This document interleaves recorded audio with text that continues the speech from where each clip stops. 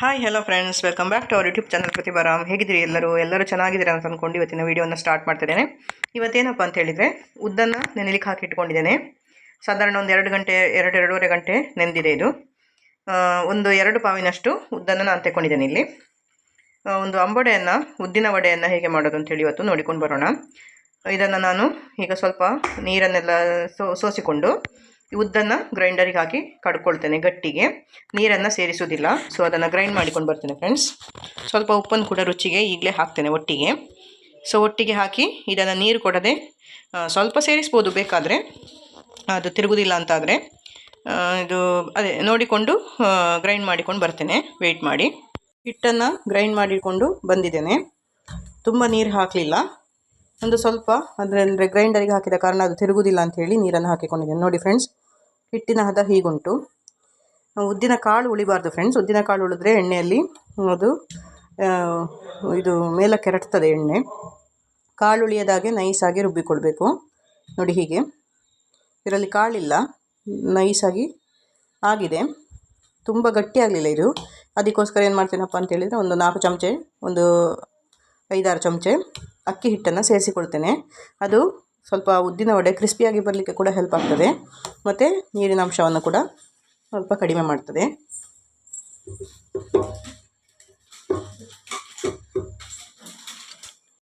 ಈ ಹಿಟ್ಟಿಗೆ ಒಂದು 4-5 ಸ್ಪೂನ್ ಆಗುವಷ್ಟು, ಅಷ್ಟು ಬೇಕಾಗುವುದಿಲ್ಲ, 1-2 ಅಂದರೆ ಮಿಕ್ಸ್ ಮಾಡಿ ನೋಡಿಕೊಳ್ತೇನೆ. ಅದು ಸ್ವಲ್ಪ ದೊಡ್ಡ ಸ್ಪೂನು, ಹಾಗಾಗಿ. ಮತ್ತು ಇದಕ್ಕೆ ನೋಡಿ ಸ್ವಲ್ಪ ಶುಂಠಿ ತುರ್ಕೊಂಡಿದ್ದೇನೆ, ಸ್ವಲ್ಪ ಹಸಿಮೆಣಸನ್ನು ಸಣ್ಣಕ್ಕೆ ಕಟ್ ಮಾಡಿಕೊಂಡಿದ್ದೇನೆ, ಮತ್ತು ಕಾಯಿಯನ್ನು ಸಣ್ಣ ಸಣ್ಣ ಪೀಸ್ಗಳಾಗಿ ಹೋಲ್ಡ್ ಮಾಡಿಟ್ಕೊಂಡಿದ್ದೇನೆ, ಸ್ವಲ್ಪ ಕರಿಬೇವಿನ ಸೊಪ್ಪನ್ನು ಕೊಚ್ಚಿಟ್ಕೊಂಡಿದ್ದೇನೆ. ಸೊ ಇಷ್ಟನ್ನು ಇದಕ್ಕೆ ಹಾಕಿಕೊಳ್ತಾ ಇದ್ದೇನೆ.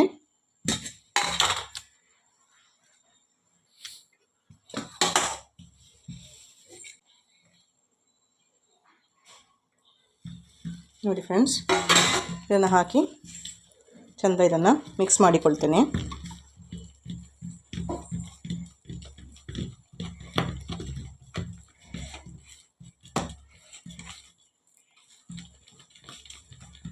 ಉಪ್ಪು ನಾನು ಗ್ರೈಂಡ್ ಮಾಡುವಾಗಲೇ ಹಾಕಿದ್ದೇನೆ ಫ್ರೆಂಡ್ಸ್. ಸೊ ಹಾಗಾಗಿ ಪುನಃ ಹಾಕಬೇಕಾಗಿಲ್ಲ.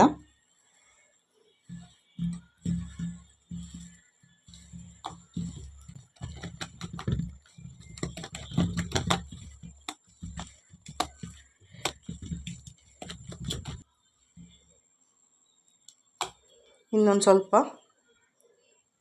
ಒಂದು ಸ್ಪೂನ್ ಆಗುವಷ್ಟು, 1-1.5 ಸ್ಪೂನ್ ಆಗುವಷ್ಟು ಸೇರಿಸಿಕೊಂಡೆ ಅಕ್ಕಿ ಹಿಟ್ಟನ್ನು. ಒಟ್ಟು ಒಂದು 4 ಸ್ಪೂನ್ ಆಯ್ತು. ಈಗ ಸಾಕು.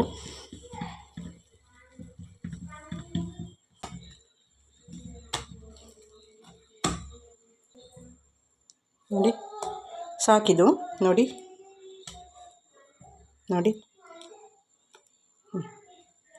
ಇಷ್ಟಾದರೆ ಸಾಕು.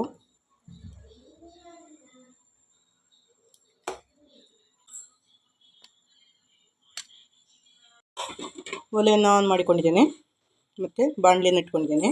ಎಣ್ಣೆಯನ್ನು ಹಾಕಿಕೊಳ್ತೇನೆ. ತೆಂಗಿನ ಎಣ್ಣೆಯನ್ನು ಉಪಯೋಗ ಮಾಡೋದು ಫ್ರೆಂಡ್ಸ್.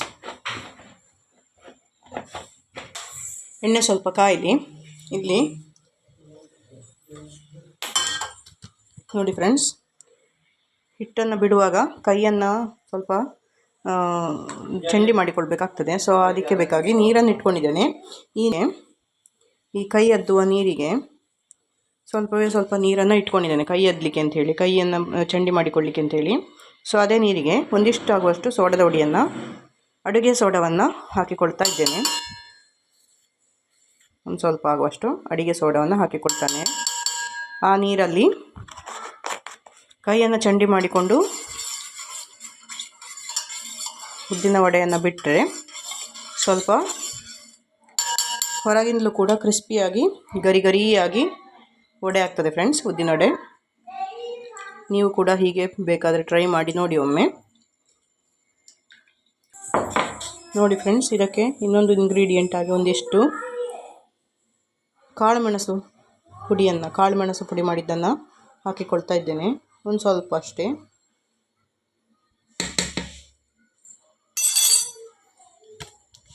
ಇಲ್ಲಿ ಎಣ್ಣೆ ಕಾಯ್ತಾ ಬಂತು ನೋಡಿ ಫ್ರೆಂಡ್ಸ್. ಎಣ್ಣೆಗೆ ಬಿಟ್ಕೊಳ್ತಾ ಇದ್ದೀನಿ.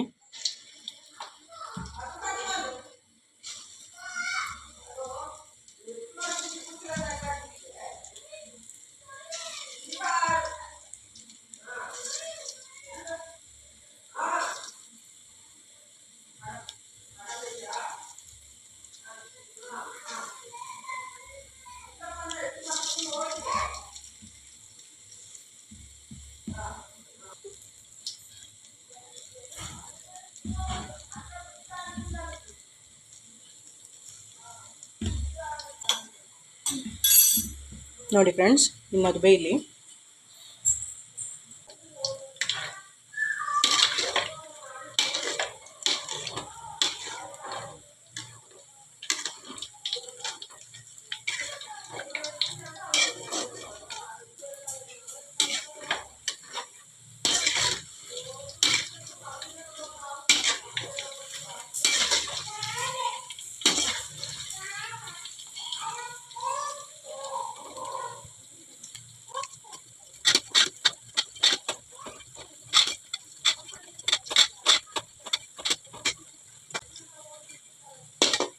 ಸ್ವಲ್ಪ ಹದ ಬೆಂಕಿಯಲ್ಲಿ ಬೇಯಿಸಿಕೊಳ್ಳಿ ಫ್ರೆಂಡ್ಸ್. ಸ್ವಲ್ಪ ಹದ ಬೆಂಕಿಯಲ್ಲಿ ಬೇಯಿರಿ.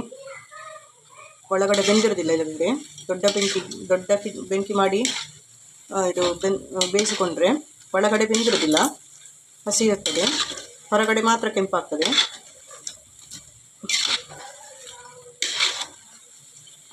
ಇನ್ನು ಸ್ವಲ್ಪ ನೊರೆ ಬರೋದೆಲ್ಲ ನಿಂತಿತ್ತು ಅಂತಾದರೆ ತೆಕ್ಕೊಳ್ಬೋದು. ಸ್ವಲ್ಪ ಕೆಂಪಾಗಲಿ, ಒಳಗಡೆ ಚೆಂದ ಬೇಯಲಿ ಚೆನ್ನಾಗಿ, ಆಗ ತೆಕ್ಕೊಳ್ಳುವ.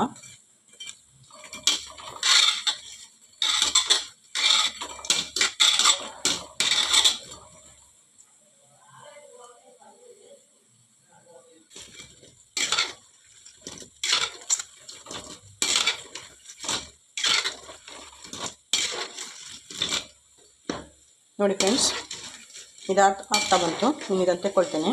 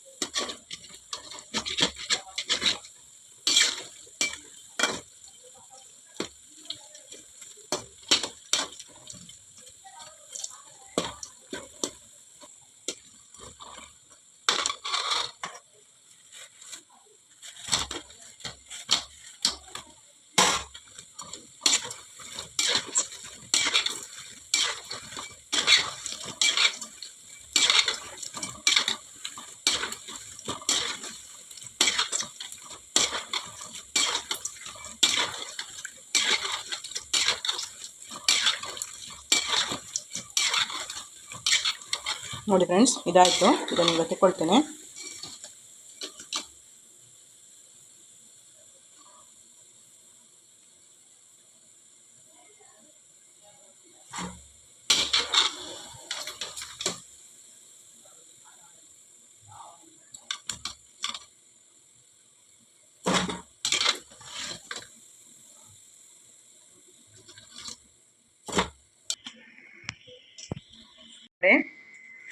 ಸೂಪರ್ ಟೇಸ್ಟಿಯಾದ ಅಂಬೊಡೆ ಅಥವಾ ಉದ್ದಿನ ವಡೆ, ನೀವೇನು ಹೇಳ್ತೀರಾ ಅದು.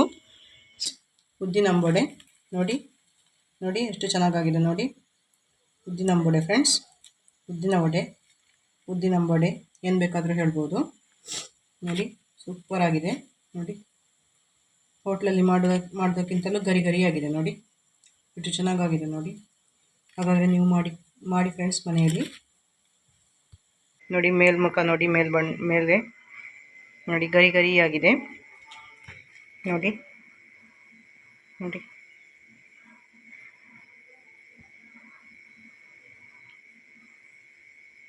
ಗರಿ ಗರಿಯಾಗಿದೆ ಫ್ರೆಂಡ್ಸ್.